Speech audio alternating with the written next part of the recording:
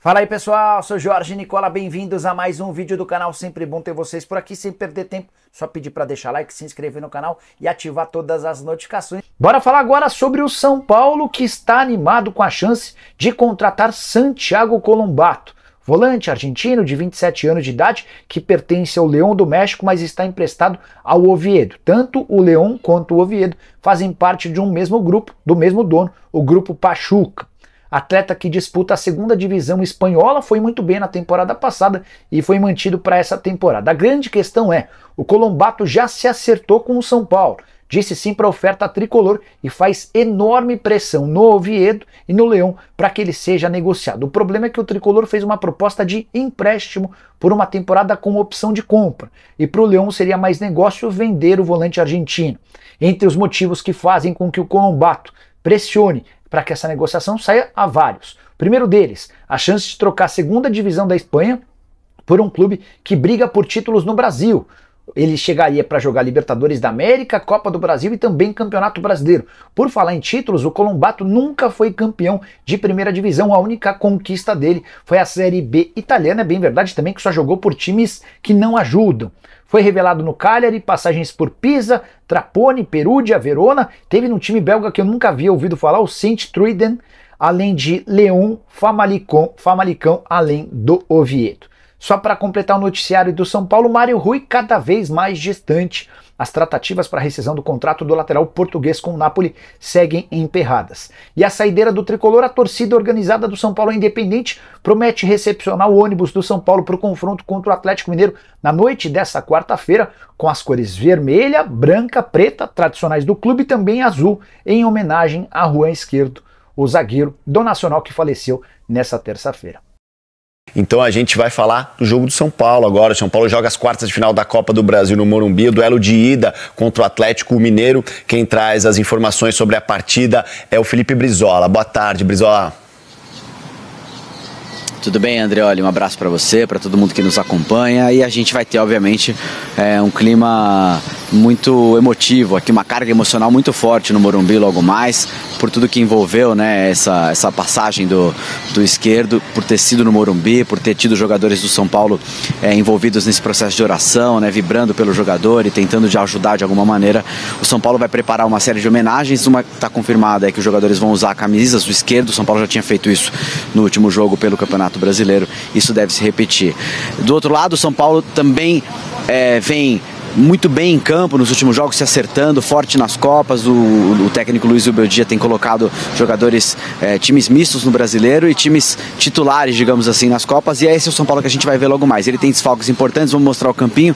O Alan Franco não joga mais uma vez o Alisson, não joga o Pablo Maia, não joga o Ferreirinha, mas o São Paulo deve ter aquela estrutura que o torcedor já conhece, com o Rafael no gol, o Rafinha na lateral direita, Arboleda, Sabino ou Ferrarese e o Wellington. No meio campo, Bobadilha, Luiz Gustavo e o Luciano, Lucas, Wellington, Rato e Caleri no ataque. Esse é o time do São Paulo para enfrentar um time que tem sido muito forte no Morumbi, tem sido forte em Minas, um adversário duro para o São Paulo, especialmente quando o Hulk está em campo. O Edgar Alencar vai contar isso para a gente. Um estádio gigante, gramado perfeito, tudo pronto para o São Paulo enfrentar um adversário específico que costuma dar trabalho desde sempre. A última vitória, por exemplo? Não lembro. Não, sinceramente não. Faz 3 anos e 8 meses São Paulo não ganha do Atlético. Eu acho que está na hora agora do São Paulo quebrar esse tabu e a gente ganhar aqui no Morumbi. 16 de dezembro de 2020, em casa, o São Paulo, ainda de Fernando Diniz, venceu por 3-0. Daquele time, ainda estão no elenco Arboleda, Rodrigo Nestor, Igor Vinícius e Luciano. Igor Gomes foi titular naquele jogo, fez até o primeiro gol. Hoje está do outro lado. Já cornetou o Igor Gomes quando era de São Paulo? Cornetava demais, não faz falta nenhuma. Ainda bem que ele tá lá, reforço pra gente. Fato é que depois dessa já se passaram 7 partidas e o São Paulo não venceu mais, o que só fez aumentar alguns números não exatamente agradáveis para o tricolor.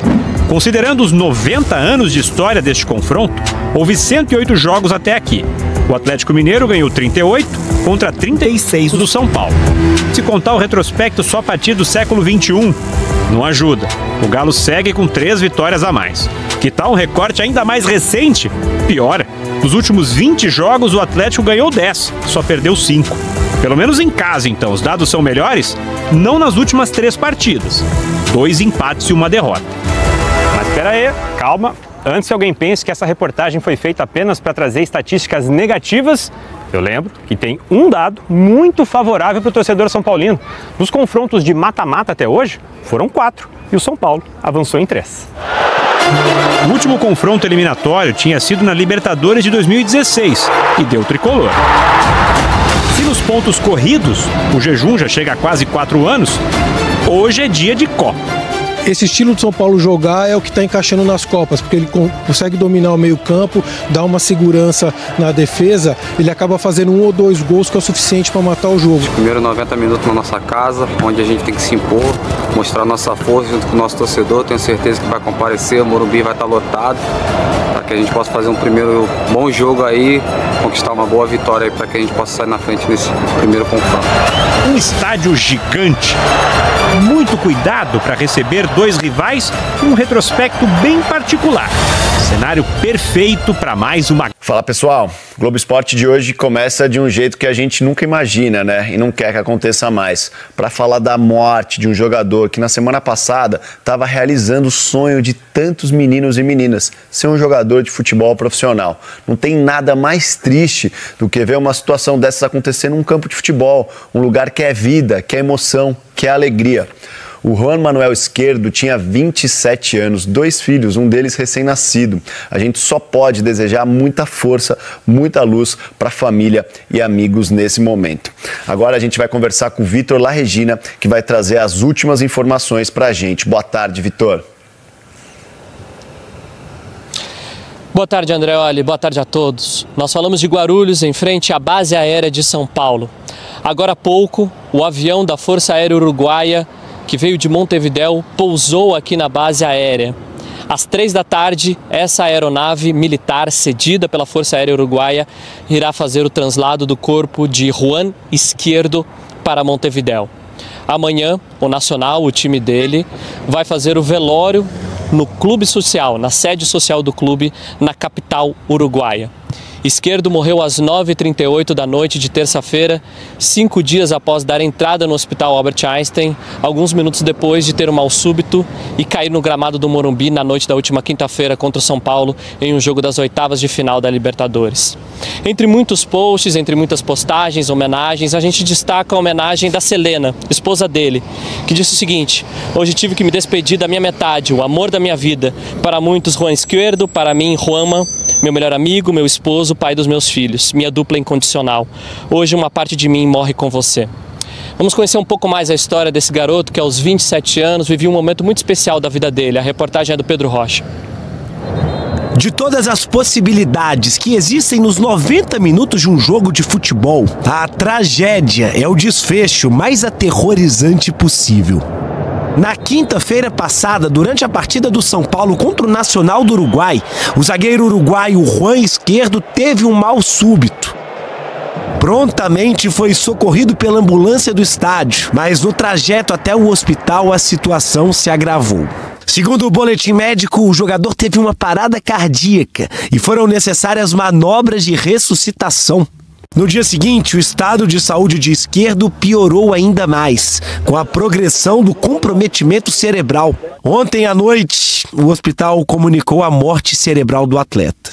Quando você tem uma situação como o coração não funcionando adequadamente, o cérebro é um dos primeiros órgãos que sofre. Em entrevista a uma rádio uruguaia, o secretário dos Esportes do Uruguai disse que Izquierdo teve diagnosticado um problema cardíaco em 2014, ainda quando era jogador das categorias de base. O diagnóstico, que em muitas vezes significa o fim da carreira, é o maior pesadelo dos atletas profissionais. Normalmente o coração bate como um relógio ritmado.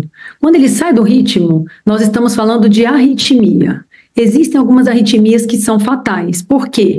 Porque essa arritmia chega a fazer com que o coração bata 200, 300 vezes por minuto esse batimento ele é ineficaz, então o coração deixa de contrair. Esquerdo não é a primeira morte em decorrência de problemas cardíacos na história recente do futebol. Em 2003, o camaronês Foé morreu durante uma partida da Copa das Confederações. Em 2004, o húngaro Miklos Ferrer, que jogava no Benfica de Portugal, também faleceu após um mal súbito em campo.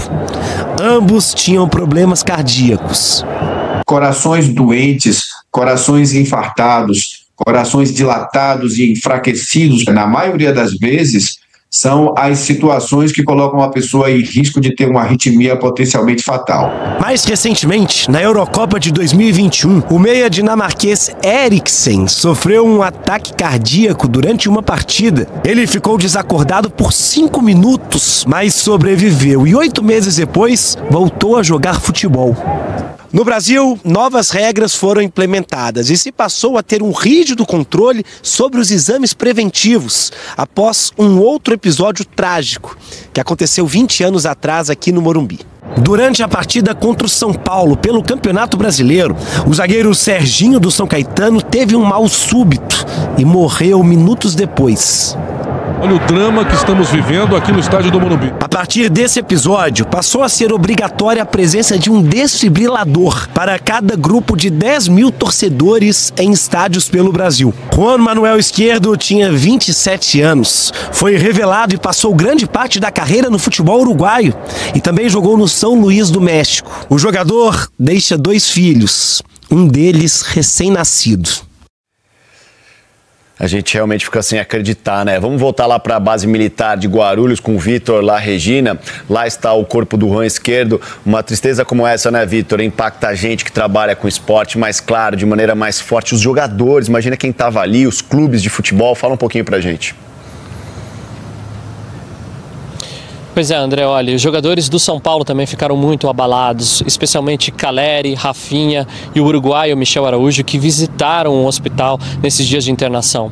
Em nota, o São Paulo disse que vivemos dias de esperança, de orações, união e esperança, e hoje estamos com profunda tristeza com a notícia do falecimento de Esquerdo. Nossas condolências aos familiares, amigos, colegas de trabalho, torcedores do Nacional e todo o povo uruguaio nesse momento de dor. Um dia triste para o futebol. Outros clubes paulistas também fizeram manifestações. O Palmeiras lamentou profundamente, o Santos também, dizendo descanse e paz Esquerdo, e o Corinthians também se solidarizando com a família e amigos neste momento de luto. Valeu, Vitor, obrigado. Olha, agora a gente vai fazer o seguinte, fazer conexão com o Rafael Sibila. Ele vai trazer pra gente a repercussão lá no Uruguai sobre a morte do Juan Esquerdo. Boa tarde, Sibila. Fala, Andreoli, tudo bem? Estou aqui em Buenos Aires, em frente ao consulado do Uruguai, onde há muita repercussão por conta da morte do Juan Esquerdo em todo o continente. Foi destaque nos principais jornais da América do Sul. Muitos clubes da América do Sul também fizeram homenagens. Vou destacar os clubes uruguaios. O Nacional, o clube em que o Esquerdo atuava, escreveu com a mais profunda dor e impacto nos nossos corações. Informamos o falecimento do Juan Esquerdo.